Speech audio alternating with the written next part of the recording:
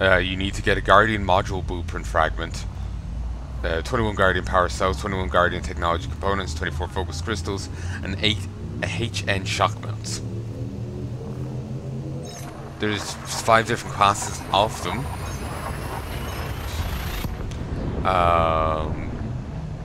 Class 1 increases jump range by 4 light years. 2, 6, 3, 7.75, 4, 9.25, and at 5, 10.50.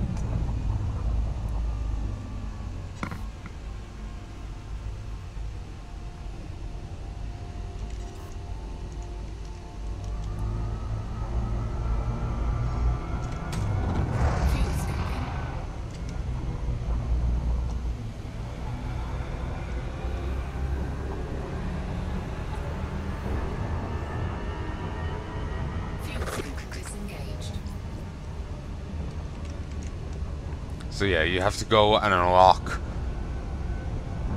You have to go and unlock it with by providing that amount of materials. But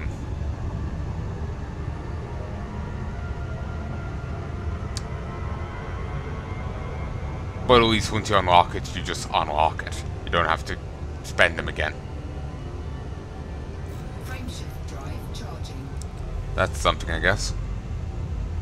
Ooh, there's a Guardian hybrid distributor. Huh.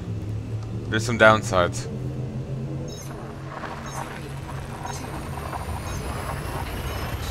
The distribution system for energy system and weapon capacitors, enhanced with Guardian technology, speed up capacitor recharge rates and cost of small capacitors and increased heat generation.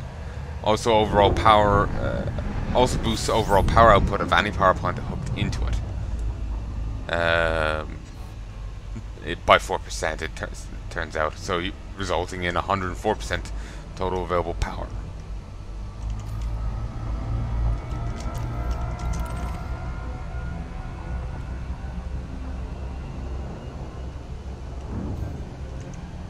And we're already here. It's beautiful, ain't it?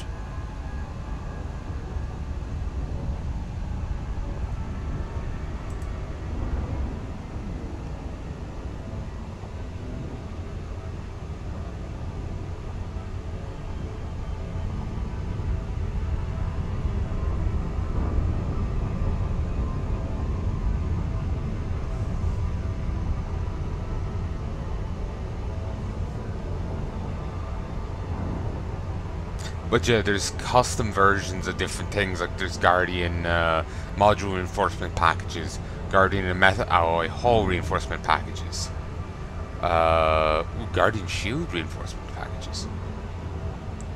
There's Guardian hybrid power distributors, enhanced performance thrusters, there's different things.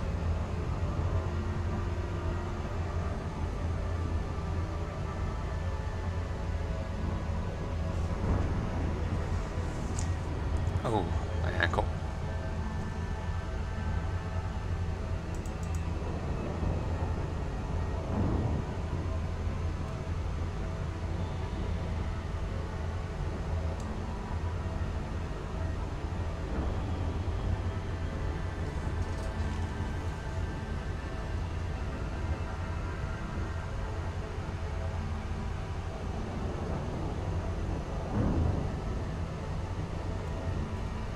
Okay. A Class 5 fighter hangar. We're caught in a gravitational pull. I'll make this point, then I'll deal with it. Class 5 fighter hangar has 1 bay and 6 fighters per bay. A Class 6 is 2 bays and 8, 7, 2 bays, 15. When a fighter is destroyed, there's an 8-second delay before another can be launched from the same hangar bay. If it has more than 1 bay, however, a replacement fighter can be launched from the other bay immediately.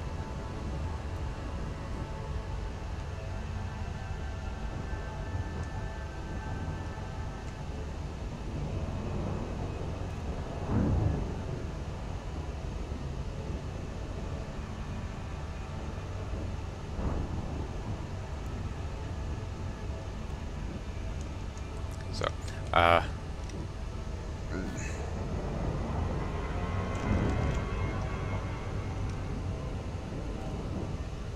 I wouldn't mind.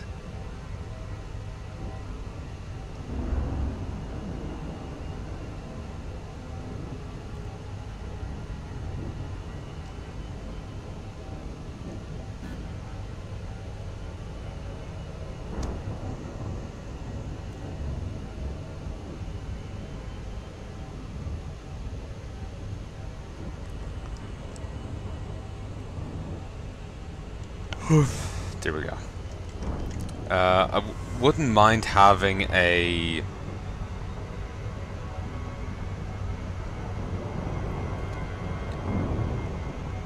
ship with fighter bay. Would not mind. With a fighter hangar. I know, I like the idea of deploying fighters.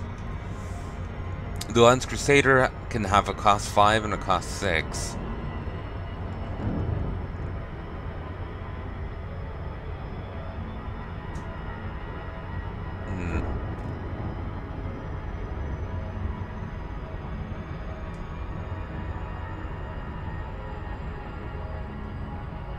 Oh.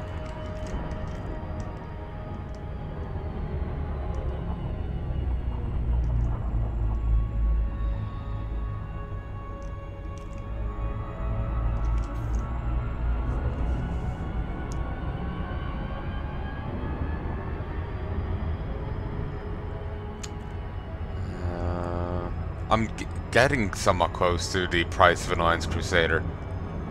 An Anaconda can have 5 to 7, Beluga Liner 5 to 6, Federal Corvette 5 to 7, Federal Gunship 5 to 6, an Imperial Cutter is 5 to 7, Keelback is a 5, Crate Mark II 5 to 6, Type 9 Heavy 5 to 7, Type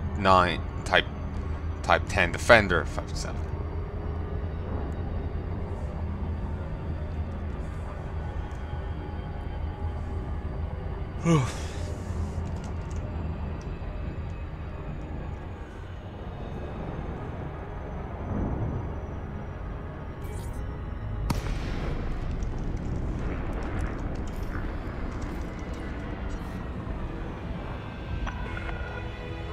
Papa Alpha Lima. Submit a docking request and a landing pad will be reserved for you, Commander. Access granted. Proceed to landing pad 05.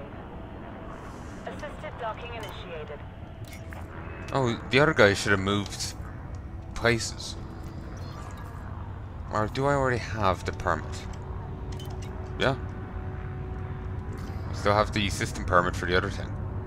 I thought I would have to wait and go to them tomorrow, well, no, today to get it, but no, it seems I have it inherently now. Nice.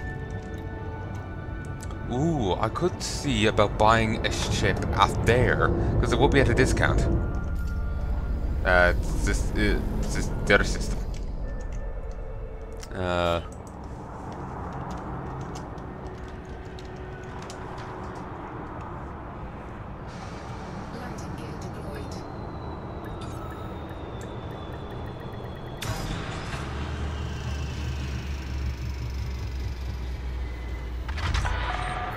Landing completed.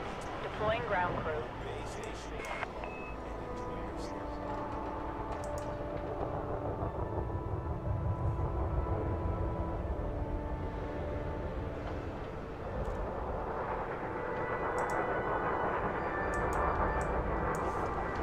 Hold on, hip 54530.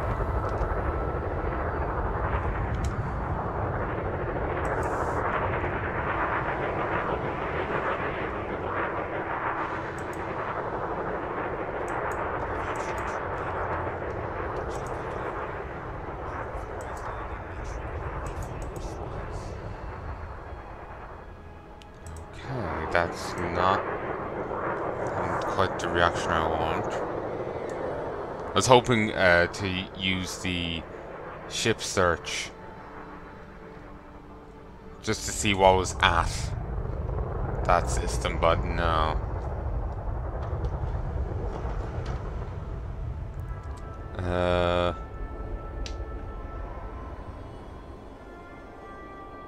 Alliance Crusader is 22.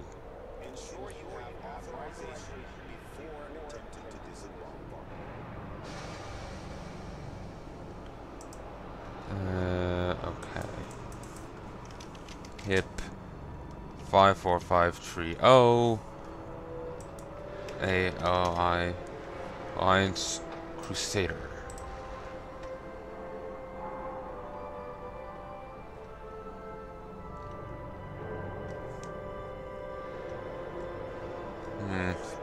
That's a shame.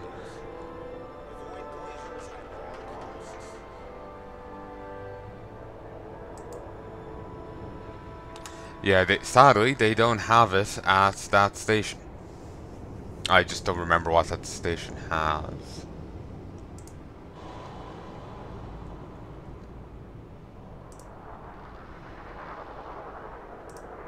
Okay, I've gotten onto their thing.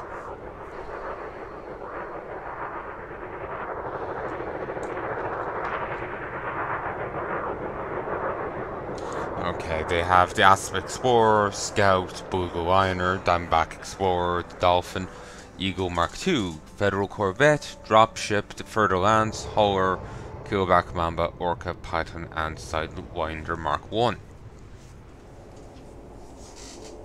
Shame, shame, shame, shame, shame.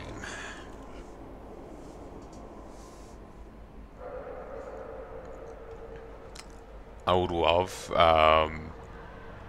basically the reason I wanted to go there was I have currently a discount for here, so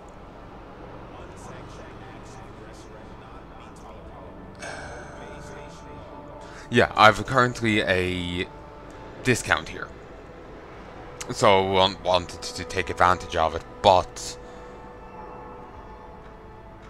clearly not an option.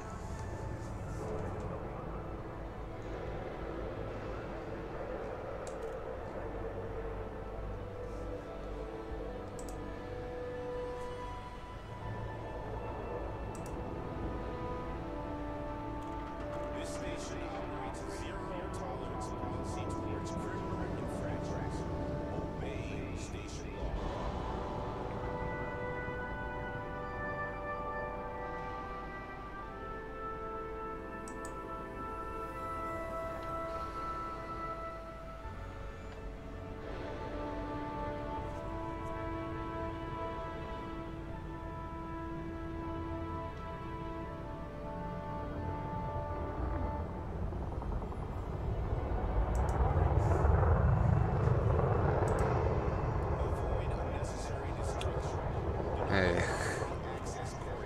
But anyway.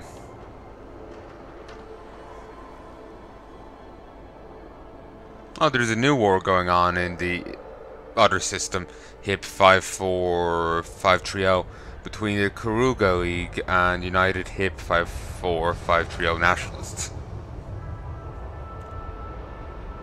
But they'll ban the dragons in retreat. Ooh. HIP 54530 Gold Society. Weren't they commandeered by the other guys?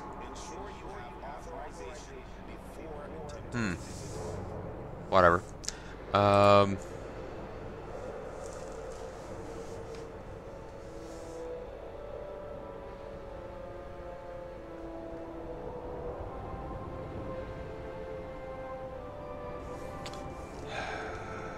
I was just basically hoping to take advantage of the discount there to get his ship that bit cheaper, but no, it's not sadly going to work out for me. Shame. Incoming message.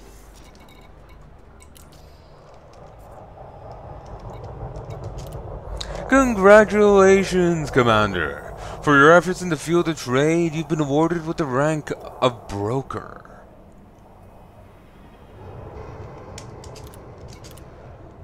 I'm now an ally of here, because I've just given them so many ergonomic treatments. Specifically engineered to revive plants affected by contaminants.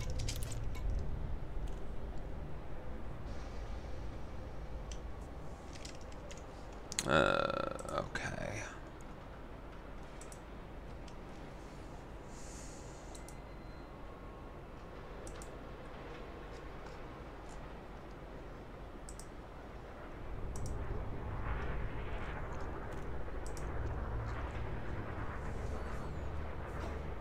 Okay.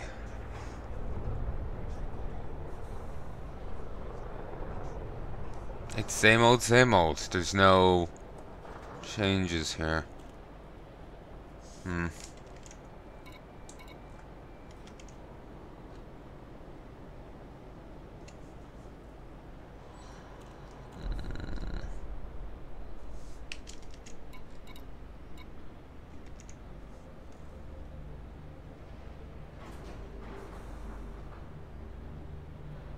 No, insulating membranes not good.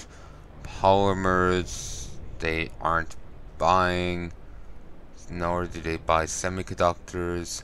Superconductors they would actually buy at a slight profit, but how? My tongue. It's not that great. Up at chemicals, I buy tritium at 9,000-ish profit.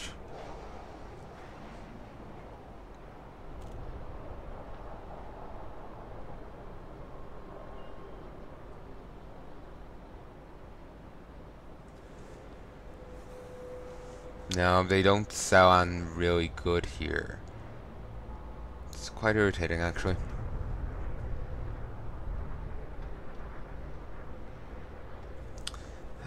I'll just be going with the same old, same old. I was hoping for something better, because like one trip of the journey is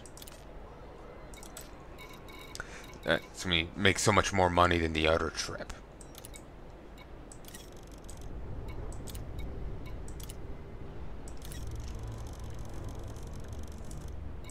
Cargo hold at maximum capacity.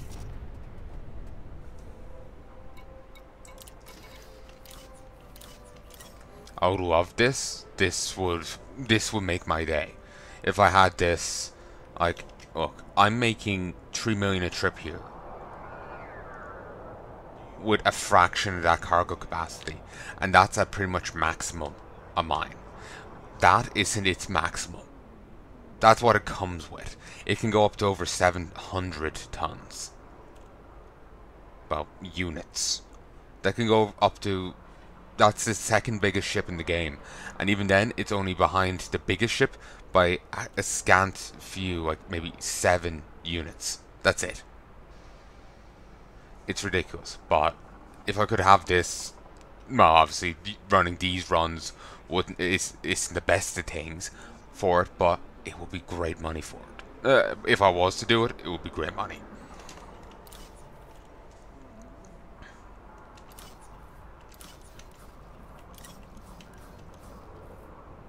Federal rank of ensign.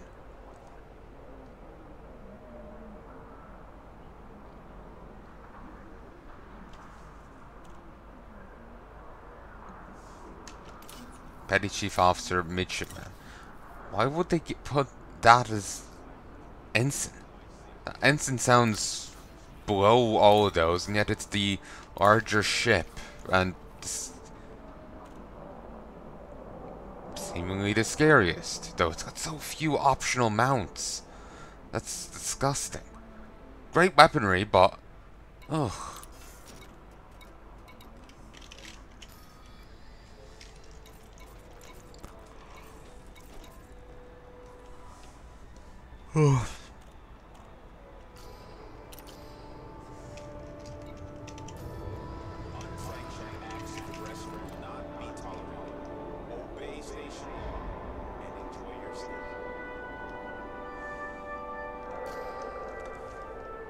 I'm getting rather tired.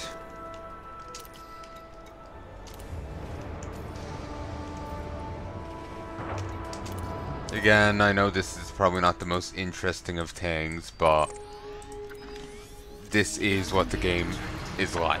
This is just the reality of it. Regulations on exit. So, Land and resource. yeah, if you're playing the game, this is what you get. Mm. Resources dwindled. The Guardians set their sights on interplanetary colonization. By this time, the Guardians had developed a rudimentary form of space travel.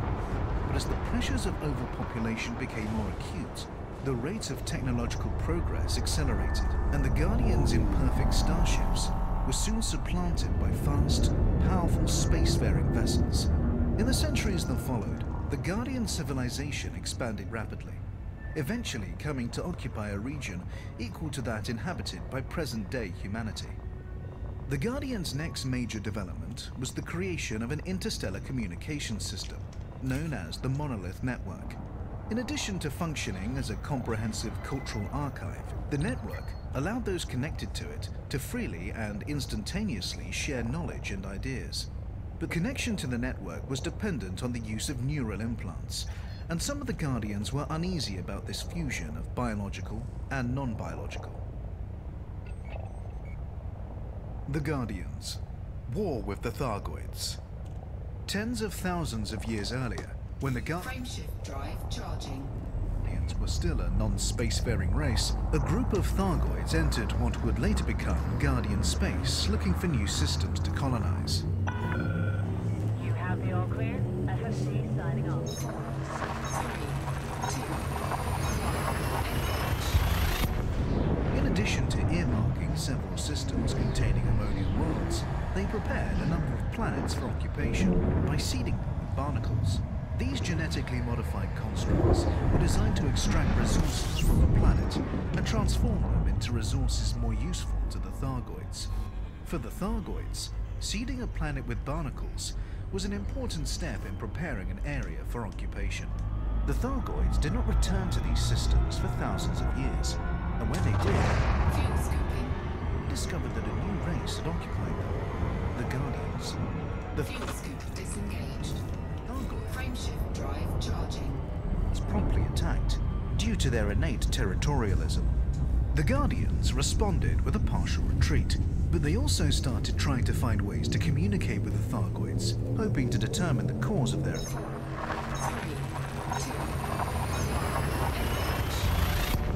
1, aggression, and perhaps negotiate a truce. After considerable effort, they succeeded in acquiring sufficient understanding of the Thargoids' language to determine the invaders' agenda, but they were unable to convince the Thargoids they bore them no ill will, and the Thargoids were unshakable in their belief that they must repel any race that posed a potential threat. The Guardians were left with no choice but to defend themselves militarily. At first, they deployed soldiers, but they quickly realized that drones and other mechanized defenses would be more effective against such a physically formidable enemy. Within a relatively short period of time, the Guardians' war machines became highly sophisticated, able to recognize Thargoid engineering and to operate entirely independently. Similarly, the Thargoids' biomechanical technology was engineered to identify anything of Guardian origin. To this day, many millions of years after the Guardians disappeared, Guardian artifacts are still able to recognize Thargoid technology, and Thargoid technology still reacts negatively to the presence of Guardian artifacts. The Guardians' war machines felt no fear, fatigue, or uncertainty. The Thargoids, meanwhile, had entered Guardian space unprepared for a protracted military campaign, and ultimately they were forced to retreat. For the Guardians, this was cause for celebration, but many still harbored doubts about the rapid rate of technological progress, doubts that the development of sophisticated military hardware had done nothing to alleviate. The Guardians. Final era. For decades, the Guardians have been experimenting with artificial intelligence, but the creation of the Monolith Network and the knowledge sharing it facilitated dramatically accelerated the rate of progress. Soon, the Guardians' experiments bore fruit, resulting in the first fully sentient machines. These constructs were seen as a means to further enhance the Guardians' technological mastery and were integrated into various aspects of their society. New neural implants were developed that connected the Guardians with both the constructs and the Monolith Network in a symbiotic circle. But not everyone was happy with this development. The Guardians had always venerated nature and many saw this new paradigm as a perversion of the natural order. A schism emerged between the nature-worshipping traditionalists and the technologically minded progressives, a schism that widened with alarming speed.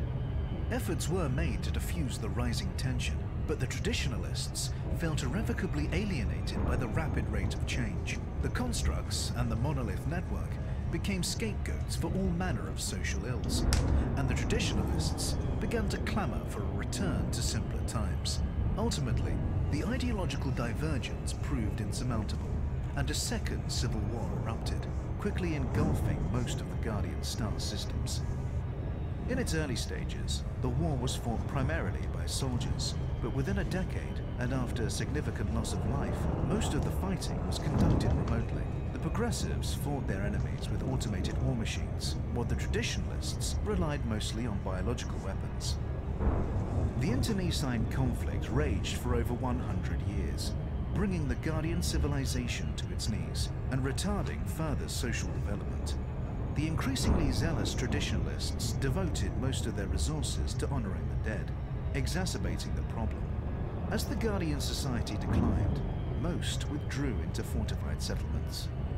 Meanwhile, the artificially intelligent constructs were horrified by the destruction unfolding around them. Extrapolating from the current situation, they determined that even if peace was restored, the Guardians would never be able to transcend their violent natures. They decided that the only way to preclude further violence, while giving the construct's burgeoning society the best possible chance of survival, was to destroy what remained of the Guardian civilization. By this time, the constructs had been given complete control of the Guardians' munitions and automated war machines. Their attack, when it came, was swift and merciless. The strikes were executed with a precision that only a machine race could accomplish. The Guardians were utterly destroyed. The Guardians. Physiology. The Guardians were a bipedal race, and the typical Guardian was taller and more slender than the average human. They had small round eyes, a vestigial nose, and 4 digits on each hand. Their vision was superior to that of humans, while their sense of smell was poorer. Their senses of hearing and touch were roughly equivalent to our own. The Guardians had pinkish red skin, but there was some variation among ethnic groups, with tones ranging from pale pink Lakeland Papa Alpha Lima, submit a request before docking and enjoy your visit, Commander.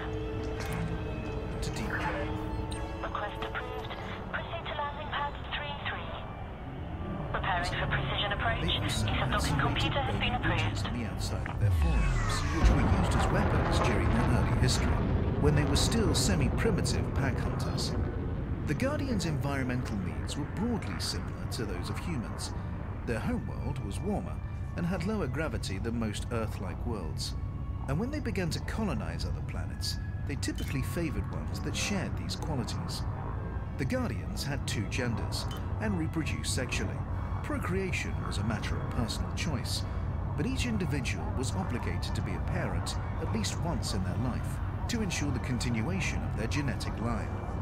The average gestation period was around 300 days, and infants were effectively helpless for a period after birth, much like human young. Infants were raised in communal crashes rather than by their parents, in keeping with the collaborative philosophies that underpinned Guardian society. The Landing gear deployed. Guardians. Society. The Guardians' social constructs were the key not only to their rapid development, but also to the stability that defined the halcyon days of their civilization. Although the Guardians Halcyon? had a natural tendency towards collaboration, it was not until the end of the First Civil War. Contact. Engaging pad restraints. This tendency had a measurable impact on their society. The social reorganization that followed the war included the creation of statutes that defined not only individuals' rights, but also their responsibilities to each other. As the Guardian society developed, further laws were passed that required individuals to participate in socially progressive activities, from caring for the young to conducting scientific research. These responsibilities were supported by the state, which made education and information freely Damn. available to 8 all. utility. For most of their history, the Guardians had no formal faith, but the creation of the Monolith Network precipitated the emergence of a nature religion that decried the veneration of technology.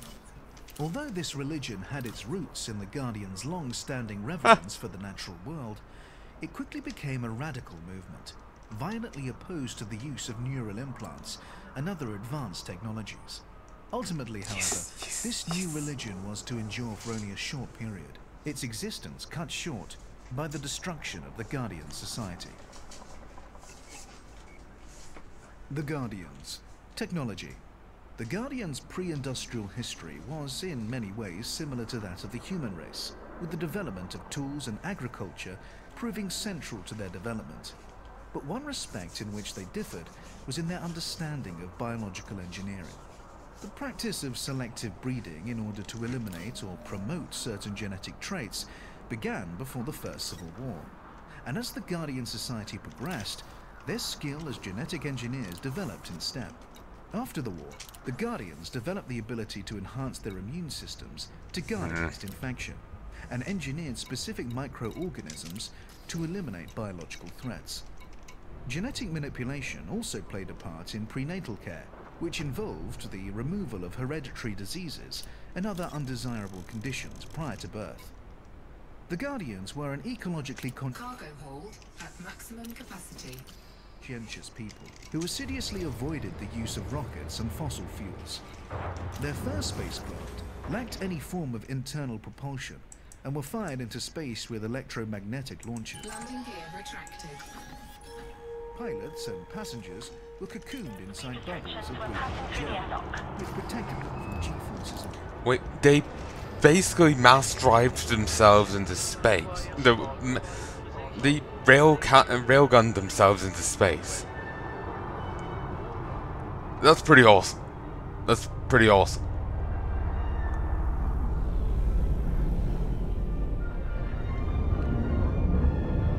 I wonder, since he was saying that they were environmentally conscious and wouldn't use fossil fuels, what did they use? Like, I don't really see them just getting there by solar and wind. I'm not really hearing great things about those energy sources.